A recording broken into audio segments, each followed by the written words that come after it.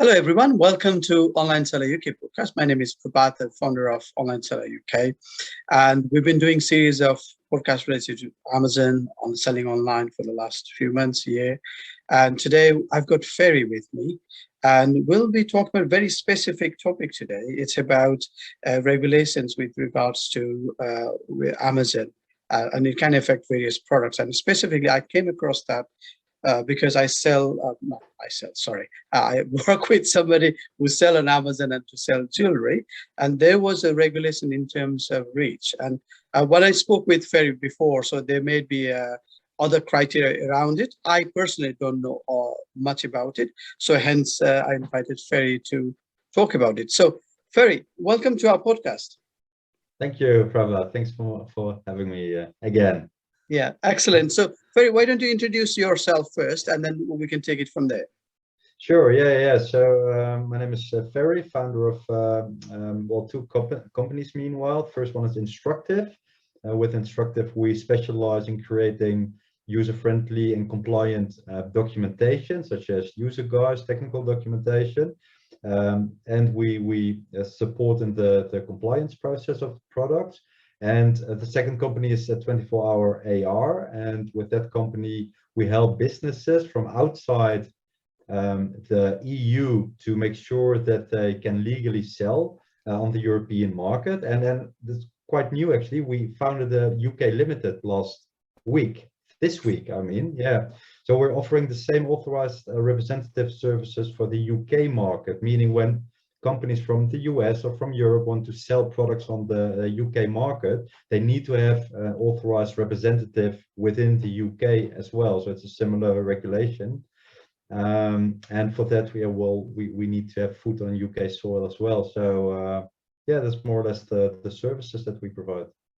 Excellent. So let's go into the topic about this reach requirement. So can you start what is it and who it will affect? Well, yeah. So REACH is a regulation. It's a European regulation, but at the time of speaking, it still applies in the UK, as most regulations, European regulations still apply, and I think it has been postponed. So it is like 1st of January 23 right now. It's not a CE regulation, so there's a difference between CE directives and non-CE directives. Meaning actually that it does apply to almost all products, at least all products that contain chemicals. REACH is about the chemicals that are in products. By the way, because it's not a CE regulation or directive, so we mostly have to deal with CE marked products such as electronic devices, toys, medical machinery, etc.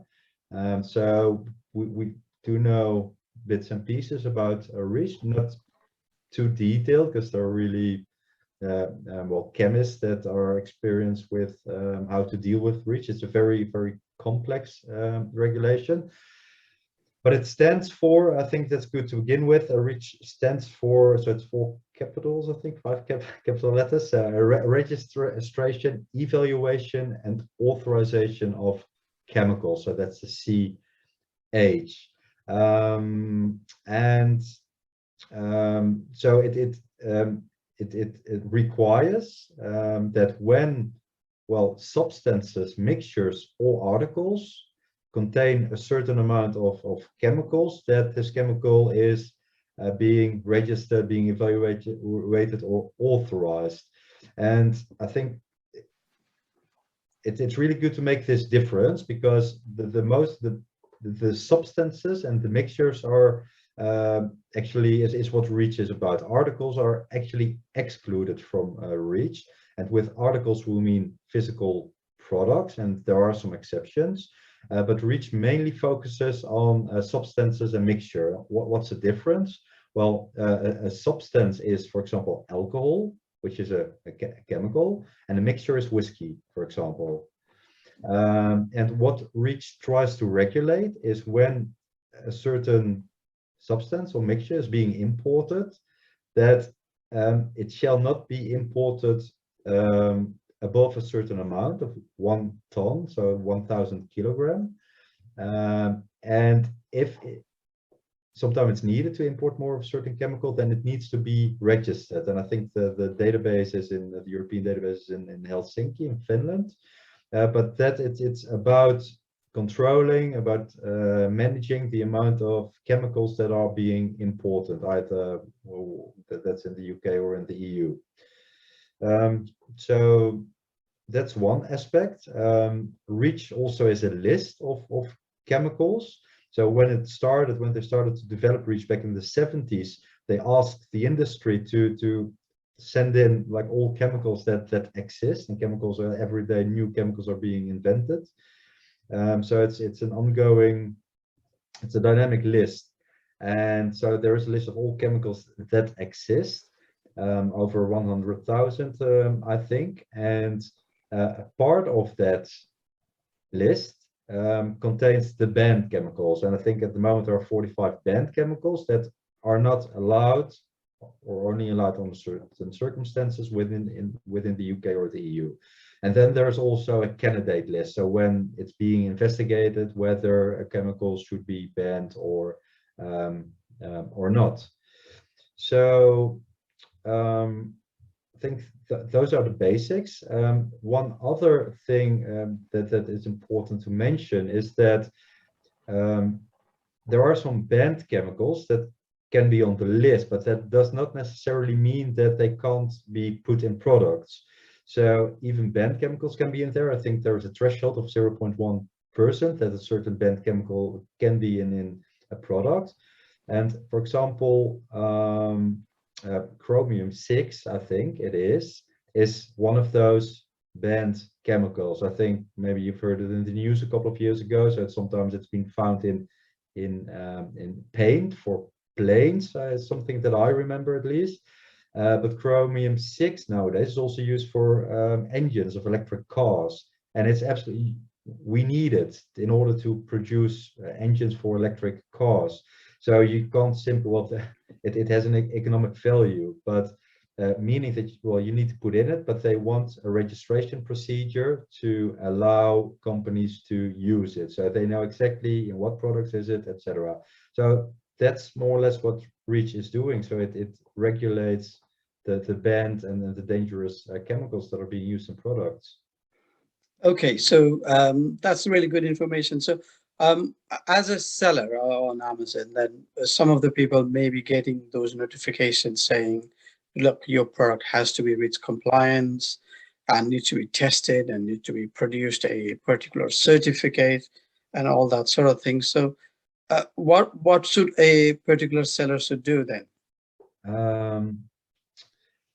Good question. I have one recent example of a company selling clothing, and well, what their customers want to know is whether the clothing is safe and it does contain certain dangerous elements. To my understanding, when this company, for example, like clothing is an article, so actually it's excluded from REACH. If you sell any other product, articles that are and articles are excluded, then you don't have to register, go through the entire procedure for REACH. Books, for example, when you import 1 million books and the total amount of chemicals, the ink used in books, is over 1 ton, so more than the threshold, then there is no registration obligation because it's an article. However, if this book contains like chromium-6, for example, then it's a banned article, and then you need to register it. What I know from this clothing company, and they work with like one of the big compliance testing institutes, I must say.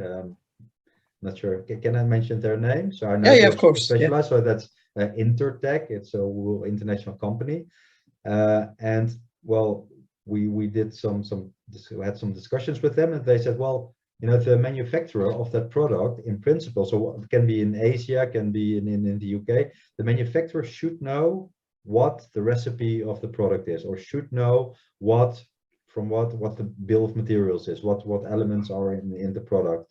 So and then you can only test, or you should only test on those chemicals if what the amount is, the maximum amount used is that may cause a dangerous situation, or that are on those this REACH list. So it doesn't make sense to test on everything as soon as once you have that recipe already.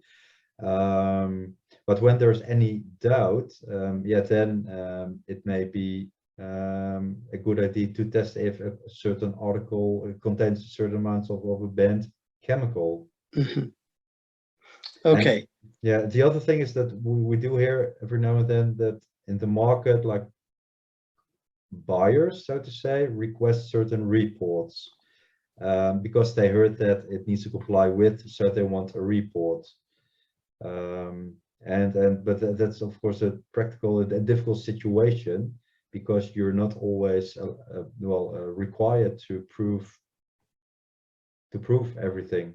Yeah. Okay. So it looks like for me there is no general answer to the requirement.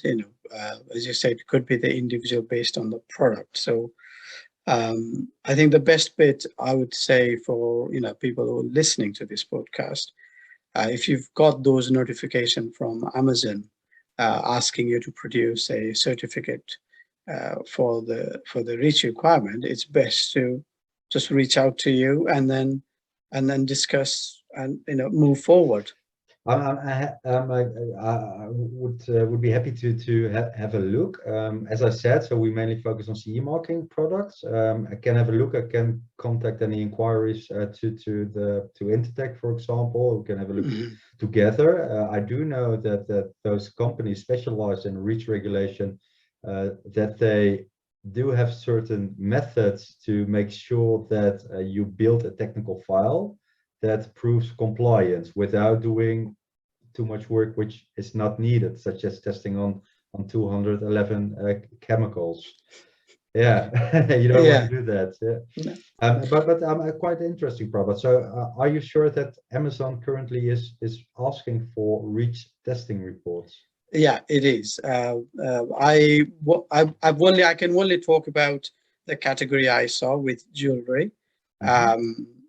And it is, and they are requiring, even from what I understand, each product to be tested separately, mentioning the ASIN number on each report. And imagine if I've got 500 products, I need to produce 500 reports.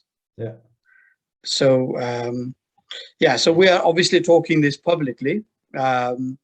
So if anybody who's listening, if you've got any other solutions other than what we are talking as well, just let us know as well. So I think it's not only a particular seller. There will be a lot of other people in a similar boat, I suppose. Yeah, would be interesting to have a case. I'm more than happy to look at a certain case free of charge, and to see how you can make sure that you, when Amazon asks for a REACH report, what to do, and to make sure that you comply with those requirements, and what the process would be. So maybe we can write a blog article about it, Prabhat. Yeah, absolutely. Absolutely. This is what we are doing, reaching out to you, talking about your expertise, trying to help people out. Sometimes, even single advice from you might save people a business in some ways. So it's good that we're talking about it. So I think we can wrap up. So you've given us good advice on this. So obviously, without saying it, we need to know how to contact you, Ferry. So for people who's listening to you, where is the best place, in your own words, if you say, to contact you? Well, that'll be good. Of course, LinkedIn, website, so instrktiv.com, which is spelled in a funny way. So it's instrktiv.com. Excellent. Thank you very much again, Ferry, for your time, and I'll speak to you soon. Thanks, Rod. Thanks for having me. Bye. Bye-bye.